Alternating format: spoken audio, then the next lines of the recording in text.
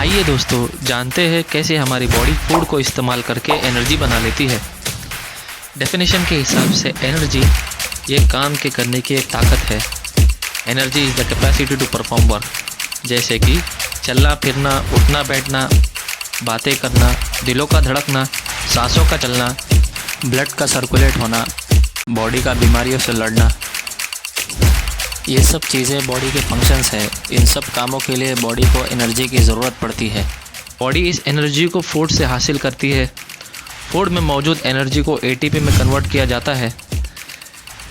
ATP adenosine triphosphate ये energy currency है जिसको बॉडी की हर सेल्स ज़रूरत के हिसाब से खर्च करती है। आरबीसी को छोड़ के हमारी बॉडी की हर सेल्स में माइटोकॉन्ड्रिया पाया जाता है, जहाँ एटीपी को इलेक्ट्रॉन ट्रांसपोर्ट चेन के ज़रिए बनाया जाता है। यानी एनर्जी के बनने की जगह ये माइटोकॉन्ड्रिया है। इसलिए माइटोकॉन्ड्रिया को सेल का पावर हाउस भी कहा जाता है। लेकिन इलेक्ट्रॉन ट्रांसपोर्ट चेन के अलावा दो पाथवे और है जहाँ एटीपी बनाई जाती है, जिसमें से एक है क्रेब्स साइकिल और दूसरी है ग्लाइकोलाइसिस। आज की वीडियो में हम डिस्कस करेंगे ग्लाइकोलाइसिस को। ग्लाइकोलाइसिस इस वर्ड के दो हिस्से किए जा सकते हैं, ग्लाइको यानी ग्लूकोज और लाइसिस यानी ब्रेकडाउन।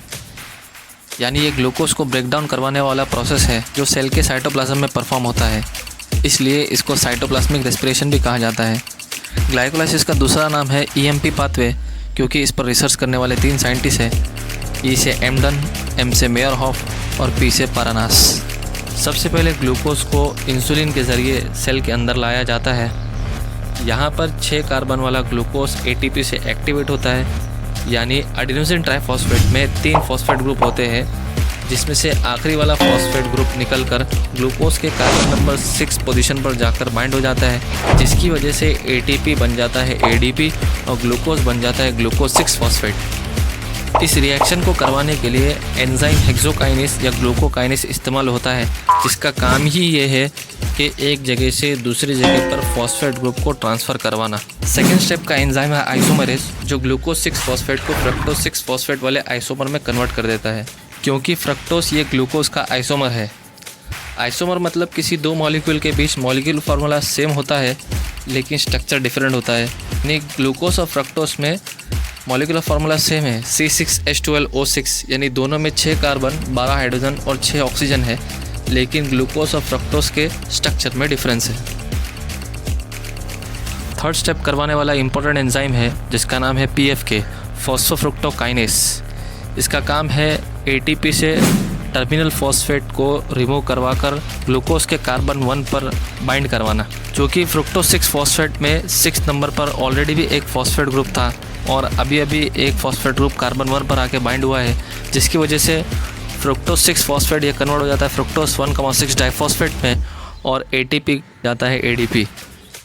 अगला स्टेप है क्लीवेज, जिसमें फ्रुक्टोज 1,6 डाइफॉस्फेट टूटकर 3 कार्बन वाले एक मॉलिक्यूल में कन्वर्ट हो जाता है, जिसका नाम है ग्लिसरॉल्डिहाइड 3 फॉस्फेट, और 3 कार्बन वाले दूसरे मॉलिक्यूल जिसका नाम है डाइहाइड्रोक्सीएसिडोन फॉस्फेट। इस स्टेप को करवाने के लिए एंजाइम अल्डोलेस रिस्पॉन्सिबल होता है।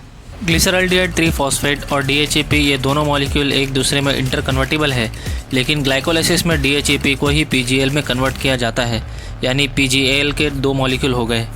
नेक्स्ट स्टेप में फॉस्फोग्लिसरॉल्डिहाइड को 1,3 डाइफॉस्फोग्लिसरिक एसिड में कन्वर्ट किया जाता है, क्योंकि इस पर एक साथ 2 रिएक्शन होते हैं। फॉस्फोराइलेशन की वजह से इनऑर्गेनिक फॉस्फेट आकर मॉलिक्यूल पर ऐड होता है और ऑक्सीडेशन की वजह से हाइड्रोजन रिमूव होता है, जो NAD से बाइंड होकर NADH में कन्वर्ट हो जाता है। 1,3 डाइफॉस्फोग्लिसरिक एसिड में 2 फॉस्फेट ग्रुप है, एक पहले नंबर पर और एक तीसरे नंबर पर। पहले नंबर का फॉस्फेट रिमूव हो जाता है और मॉलिक्यूल 3 फॉस्फोग्लिसरिक एसिड में कन्वर्ट हो जाता है। जो फॉस्फेट रिमूव हुआ है वो ADP से जुड़कर ATP बना देता है।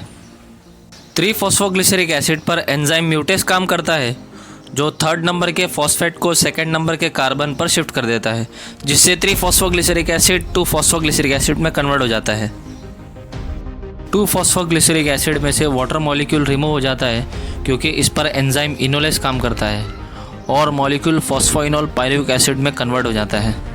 फॉस्फोइनोल पायरुविक एसिड से 2nd नंबर का फॉस्फेट ग्रुप रिमूव हो जाता है और मॉलिक्यूल पायरुविक एसिड में कन्वर्ट हो जाता है। जो फॉस्फेट ग्रुप रिमूव हुआ है वो ADP से बाइंड होकर ATP बना देता है